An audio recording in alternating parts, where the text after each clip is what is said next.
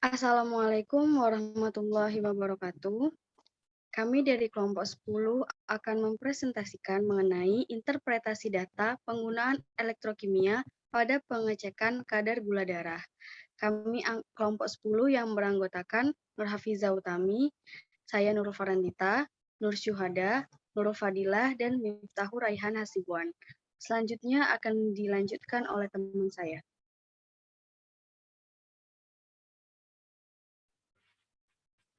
Baiklah, di sini saya akan menjelaskan terkait gambar ini. Ini merupakan salah satu contoh yang menerapkan prinsip terkait elektrokimia, di mana contohnya itu ada alat tes gula darah dan tes untuk melihat kadar dari asam urat, di mana pada alat ini terdapat tempat strip untuk uji gula darah, tempat strip untuk uji asam urat, terdapat tampilan hasil dari tes asam urat, ada tampilan tanggal dan jam, serta ada tampilan hasil tes untuk gula darah. Serta untuk menghidupkan alat ini juga terdapat tombol on off-nya. Selanjutnya saya akan menyerahkan penjelasan selanjutnya kepada teman saya, yakni Nur Hafiza Utami. Kepada kami, dipersilakan. Baiklah, selanjutnya saya akan menjelaskan bagaimana cara kerja si alat kadar gula darah ini. Nah, pertama untuk mengukur kadar gula darah, kita perlu mengambil darah dari dalam tubuh dengan alat jarum suntik. Kemudian kita berikan sampel darah secukupnya pada strip tes gula darah yang terpasang pada alat glukometer.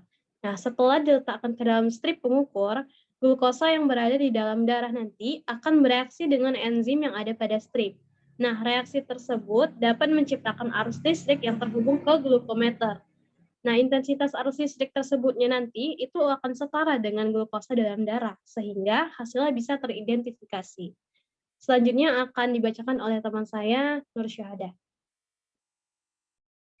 Nah, selanjutnya yaitu ada elektroda pada perangkat yang terletak pada strip yang berperan sebagai biosensor, di mana pada tahap awalnya reaksi elektrokimia yang akan terakumulasi dan kemudian akan ditransfer ke permukaan elektroda.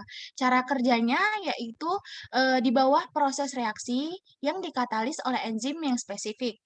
Karena proses katalis dari enzim, reaksi ini akan berlangsung dengan jangka yang sangat pendek. Kemudian arus akan meluruh secara eksponensial.